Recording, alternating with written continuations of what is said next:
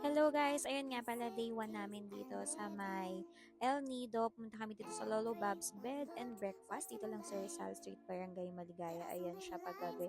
Napakaganda ng view guys. So, ayan, kung gusto niyo na malapit sa Kapilya, pwede rin kayong pumunta dito. Ayan, napakalapit niya lang sa town din. 5 minutes walk lang ata yung nilakad namin. Ayan, may pakape pa sila guys. Ito yung pinaka gusto namin kasi may kami sa kape. So, Andy Coffee sila. And then may free breakfast na rin tomorrow. Ayan siya sa gabi. Napakalamig. Di mo na kailangan mag-aircon ganon. Ayan. Good morning naman ngayon. Ito yung view namin sa umaga. So may pa free breakfast sila. And syempre kape. Ayan. Ito pinakagusto namin dito guys. And then, ayan na yung ano namin, silog namin na breakfast. Ayan, may pa saging pa sila. And then, ayan. Bonggang-bongga to guys. Book na kayo dito. Napakamura lang. And then, napakabait ng staff. Sobrang friendly nila. So, book na kayo.